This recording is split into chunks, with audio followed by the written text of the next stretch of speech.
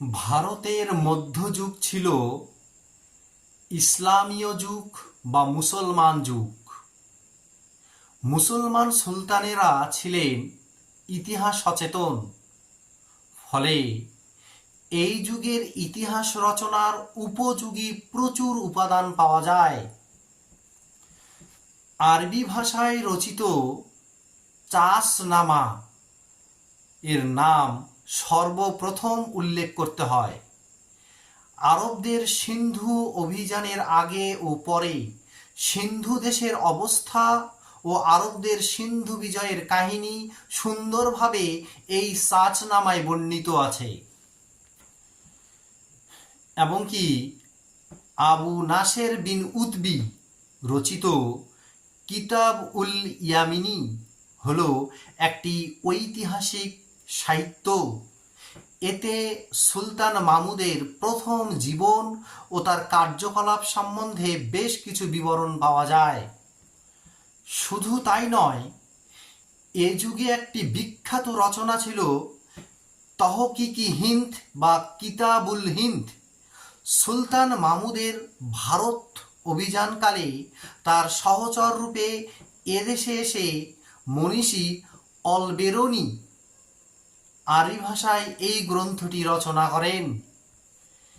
এই গ্রন্থের মধ্যে তৎকালীন ভারতের সমাজ, শিক্ষা, ধর্ম, জ্যোতিষবিদ্যা, চিকিৎসাশাস্ত্র, মানুষের আচার আচরণ প্রভৃতি সম্বন্ধে বহু তথ্য পাওয়া যায়। শুধু তাই নয়, মোহাম্মদ ঘুরি যখন ভারত আক্রমণ করেন, ঠিক সেই সময় অর্থাৎ মোহাম্মদ ঘুরির সময় হাসান নিজামি নামে এক ব্যক্তি ভারতে আসেন। অর্থাৎ তার নাম, তিনি ভারতে এসে স্থায়ীভাবে বসবাস শুরু করেন। তার নাম ছিল হাসান নিজামি এবং তিনি একটি গ্রন্থ রচনা করেন, ঐতিহাসিক একটি গ্রন্থ রচনা করেন। গ্রন্থটির নাম ছিল তাজ উল মাসির, যেটিতে দিল্লির সুলতানি রাজত্বের প্রথম দিকের ইতিহাস সম্বন্ধে লিপিবদ্ধ ছিল। এবং কি ভারতে তুর্কি শাসনকালে মিনহাজ উস সিরাজ রচিত তাবাকত ই নাসিরি একটি অসাধারণ ইতিহাস সৃষ্টি। এই গ্রন্থে মোহাম্মদ ঘুরির ভারত অভিযানের এক মনজ্ঞ বিবরণ পাওয়া যায়।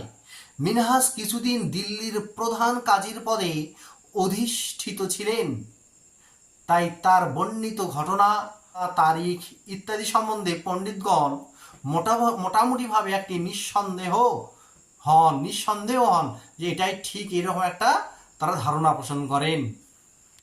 মধ্যযুগীয় ভারতবর্ষে দিল্লির সুলতানি শাসনকালে এক উল্লেখযোগ্য কবি ও সাহিত্যিক হলেন আমির খসরু। ভারতের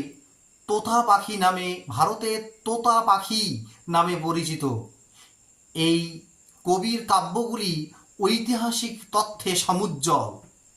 গিয়াসউদ্দিন বলবন থেকে গিয়াসউদ্দিন তুগলক পর্যন্ত সুলতানগণের তিনি সমসাময়িক ছিলেন।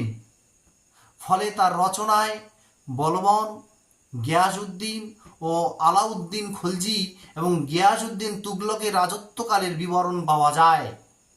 ঐতিহাসিক কাব্যগুলি ছাড়াও তার গদ্য রচনাগুলির মধ্যে ছিল খাজাইন উল ফুতুহ,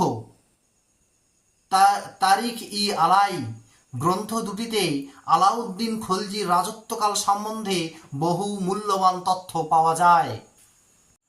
মধ্যযুগীয় ভারতবর্ষে এক প্রসিদ্ধ ঐতিহাসিক ছিলেন, তিনি হলেন গিয়াসউদ্দিন বরনী। তার রচিত তারিখ ই ফিরোজ শাহী গ্রন্থে সুলতান বলবনের সময় থেকে ফিরোজ তুগলকের রাজত্বকালের প্রথম 6 বছর পর্যন্ত ধারাবাহিক ইতিহাস বর্ণিত আছে। এবং কি আলাউদ্দিন খলজি ও মোহাম্মদ বিন তুগলকের রাজস্ব সংস্কারের মূল্যবান তথ্যগুলি এই গ্রন্থে লিপিবদ্ধ আছে। শুধু তাই নয়, মধ্যযুগীয় ভারতবর্ষে যে সমস্ত পর্যটকগণ এসেছিলেন তাদের মধ্যে উল্লেখযোগ্য হল উত্তর আফ্রিকার মরক্কোর অধিবাসী ইবন বতুতা। তিনি সবচেয়ে উল্লেখযোগ্য ছিলেন এই মধ্যযুগীয় ভারতবর্ষে। এই ইবন বতুতা তিনি তার ভ্রমণ কাহিনী কিতাবুল রাহলা তিনি রচনা করেছিলেন। কিতাবুল রাহলা নামে একটি গ্রন্থ রচনা করেছিলেন। এর মধ্যে মোহাম্মদ বিন তুগলকের রাজত্বকাল সম্বন্ধে এবং সে যুগের সমাজ, অর্থনীতি ইত্যাদি বিষয়ে বহু মূল্যবান তথ্য পাওয়া যায়। ইবন বতুতা ছাড়াও সুলতানি আমলে অন্যান্য বিদেশি পর্যটকদের মধ্যে ছিলেন নিকোলা কন্টি, আব্দুর রাজ্জাক ও মার্কো পোলোর নাম বিশেষভাবে উল্লেখযোগ্য।